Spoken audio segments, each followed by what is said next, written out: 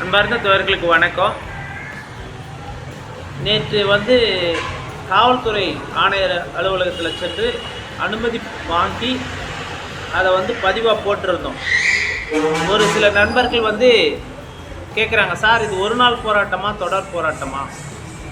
ஒரு நாளுக்கு மட்டும்தான் அனுமதி வாங்கியிருக்கு.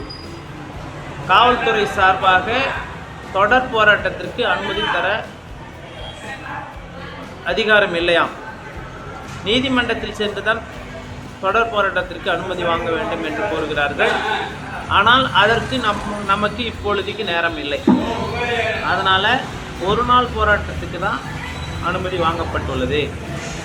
சரி சார், ஒரு நாளுக்கு போய்ட்டு நம்ம வரணுமா அப்படின்னு வராத வச்சிங்கன்னா ஒன்றும் பண்ண முடியாது. பழையபடி அந்த 200 பேரை 300 பேரை வந்தீங்கன்னா கண்டிப்பாக போராட்டம் தோல்வி தான். இப்போ பாருங்கள், பேப்பர் 2க்கு 42,000 பேர் அப்ளிகேஷன் போட்டுருவோம். அதேமாரி பேப்பர் 1க்கும் 40,000 50,000 பேர் போடுவாங்க. குறைஞ்சபட்சம் ஒரு தோராயமாக ஒரு 1 லட்சம் பேர் இருக்கிறோன்னு வச்சுங்களேன். இந்த 1 லட்சம் பேரில் 10% 10,000 பேர் வந்தாவே ஒரே நாளில் 1 மணி நேரத்தில் நமக்கு கவர்மெண்ட்டே முடிவு சொல்லும். ஆனால் யாரனா போய் போராட்டம் நம்ம வேலை வாங்கிக்கலாம் அப்படின்னு இவ்வளோ காலம் இருந்தோம். சரி, ஒரு சிலர் நம்ம பரீட்சை எழுதி வேலை வாங்கிக்கலாம், தேர்வு எழுதி வேலை வாங்கிக்கலாம் நினச்சாங்க. ஏற்கனவே நான் அந்த எக்ஸாம் வராதுக்கு முன்னாடியே சொல்லியிருந்தேன், அவங்க எழுத முடியாத அளவுக்கு கடினமான கேள்விகளை கேட்பாங்க.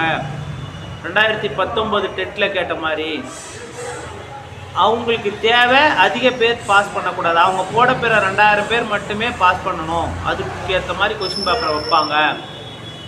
அப்படியும் அவங்களுக்கு தேவைப்பட்டவங்களுக்கு தான் வேலை கொடுப்பாங்க. அதெல்லாம் நிரூபணம் நடக்கிற மாதிரி தான் வந்துச்சு. ஏன்னா அந்த கணக்கு போட்டு பார்க்குறதுக்கு ஒயிட் ஷீட் வைப்பாங்க, ரஃப் ஷீட்டு. அந்த ஷீட்டு ஒரே ஒரு பேஜ் தான் இருந்துச்சு. அதை போட்டு பார்க்கறதுக்கு கூட நேரம் இல்லை அப்படின்னு சொல்லி மேத்ஸ் எழுதின தோழர்கள் புலம்புறாங்க. அதே மாதிரி கார்பன் ஷீட் வைப்பாங்க. அந்த கொஷின், அதாவது அந்த ஓஎம்ஆர் ஷீட்டு கூட கார்பன் ஷீட் வைப்பாங்க. நம்ம எந்த கொஷினெல்லாம் ஷேட் பண்ணோம் அப்படின்றத நம்ம வெளியே எடுத்துன்னு வரலாம். சப்போஸ் நம்ம நல்லா எழுதி ஃபெயில் ஆகினா அதை வச்சு நம்ம ஃபைட் பண்ண முடியும். ஆனால் அதுக்கும் வழி இல்லை. அதேமாரி எக்ஸாம் நடந்துன்னு இருக்கிற டைமில் ஒருத்தர் தப்பு பண்ணிட்டாராம். ஓஎம்ஆர் ஷீட்டில் ஏதோ மிஸ்டேக் பண்ணிட்டாராம். பாதி நேரத்தில் அவருக்கு ஓஎம்ஆர் ஷீட்டை மாற்றி கொடுத்துருக்குறாங்க. முன்னமெல்லாம் அந்த மாதிரி ஓஎம்ஆர் ஷீட்டு எக்காரண ஒன்று என்ன தான் தப்பு நடந்து போனால் திருப்பி வேறு ஷீட்டு தரமாட்டாங்க, கொடுத்துருக்காங்க. அப்போது இவங்க வேல்யூவேஷன் நேரத்தில் ஏன் இப்படி இருக்கிறப்ப ஓஎம்ஆர் ஷீட்டை ஏன் இவங்க மாற்றி வச்சு மார்க்கை போட்டு இவங்க வேலை கொடுக்க முடியாது? நிறைய மால் ப்ராக்டிஸ் நடக்கிறதுக்கு நிறைய சான்சஸ் இருக்குது. சரி, ஓகே சார், எக்ஸாமே வச்சுட்டாங்க, இன்னொரு எக்ஸாம் அனௌன்ஸ் பண்ணிட்டாங்க, இப்போ நம்ம போராட்டம் பண்ணி என்ன பிரயோசனம் அப்படின்னு ஒரு சிலர் கேட்குறாங்க. இப்போ கல்வி அமைச்சர் என்ன சொன்னார், 2013 2023 பாதிக்காத வகையில் நாங்கள் நடவடிக்கை எடுப்போம்னார். சரி, 2023காரங்க எக்ஸாம் கேட்டாங்க, அவங்களுக்கு எக்ஸாம் வச்சுட்டேன். நம்ம எக்ஸாம் வேணான்னு சொல்லி இத்தனை போராட்டங்கள் பண்ணியிருக்கிறோம். அவங்க தேர்தல் வாக்குறுதி கொடுத்துருக்குறாங்க. அவங்க முதலமைச்சரே சொல்லியிருக்கிறாரு, நாங்கள் ஆட்சிக்கு வந்தால் இந்த அரசாணை 149 நீக்கிறோன்னு சொல்லி. இப்போ இதெல்லாம் முதலமைச்சருக்கு தெரிஞ்சு நடந்ததா, முதலமைச்சருக்கு தெரியாமல் நடந்ததா? முதலமைச்சர் தமிழ்நாட்டில் இருக்கிறாரா? அப்படியே இருந்தாலும் அவருக்கு தெரிஞ்சு தான் இது மொத்தம் நடக்குதா? புரியுதுங்களா? இதெல்லாம் ஒரு பெரிய கொஸ்டின் மார்க். இப்படி இருக்கிறப்ப கல்வி அமைச்சர் நம்ம போய் பார்க்கும்போதெல்லாம் உங்களுக்கு ஏதாவது செய்கிறோன்னு சொன்னார். இதே மாதிரி இப்போ இருக்கிற பள்ளிக்கல்வி இயக்குனர் முன்னாடி என்ன சொன்னார்னா, கவர்மெண்ட் உங்களுக்கு செய்யணும்னு நினைக்குது, நீங்கள் பொறுங்க, கவர்மெண்ட்டை நினச்சிருந்தா எப்போ எக்ஸாம் வச்சுருக்கலாம், ஆனால் உங்களுக்கே செய்வாங்க பொறுங்கன்னு சொல்லி என்கிட்ட தனிப்பட்ட முறையிலே சொன்னார். எத்தனையோ முறை நான் போய் அவரை மீட் பண்ணும்போதெல்லாம். ஆனால் எக்ஸாம் வச்சுட்டாங்க. காரணம், நம்மக்கிட்ட ஒத்துமை இல்லை. புரியுதுங்களா? நம்ம ஒன்றும் புதுசாக கேட்கல. பாருங்கள், அரசு இடைநிலை ஆசிரியர்கள் எவ்வளோ தீவிரமாக போராட்டம் பண்ணுறாங்க பாருங்கள். இத்தனைக்கும் அவங்க பேரில் இந்த ஏதாவது இந்த டெஸ்மா எஸ்மா சட்டம்லாம் பண்ண போட்டாங்க பாருங்கள். அந்த மாதிரி ஏதாவது போட்டால் அவங்க வேலைக்கே போயிடும். ஆனால் அவங்களே தைரியமாக போராடுறாங்க. நம்மளுக்கு எதுவுமே இல்லை, துண்டை தோல் மேலே போட்டு நம்ம போராட்டம் பண்ணலாம். புரியுங்களா? வந்தால் மலை போனால் முடி அப்படின்ற கணக்கில் நம்ம பண்ணலாம். ஆனால் நம்ம மக்கள் வந்து ஏன் இப்படி ஒரு உணர்வு இல்லாமல் இருக்கிறாங்க அப்படின்னு தான் தெரில. சரி, போராட்டத்துக்கு அனுமதி வாங்கன்னு சொல்லணும், வரல. ஏதோ வந்தவங்க வச்சு அனுமதி வாங்கிட்டோம்.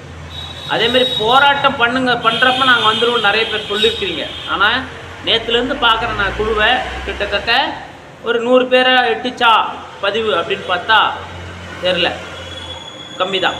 அதனால் இந்த முறை நம்ம போராட்டம் பண்ணலன்னா, ஏன்னா கமிஷனர் அலுவலகத்திலே சொல்லியிருக்காங்க நீங்கள் அடிக்கடி போராட்டம் பண்ணுறீங்க, ஆனால் இந்த முறை தேர்தல் வருது, இப்போவாது கவர்மெண்ட் உங்களுக்கு எதாவது செய்யுன்ற நம்பிக்கையில் தான் நாங்கள் இந்த தரம் உங்களுக்கு அனுமதி தரோம். அதனால் நீங்கள் வந்து கரெக்டாக 9 to 5 இது பண்ணுங்கன்னு சொன்னாங்க. அதுமாதிரி எழுதி கொடுத்து வந்திருக்கோம். புரியுதா?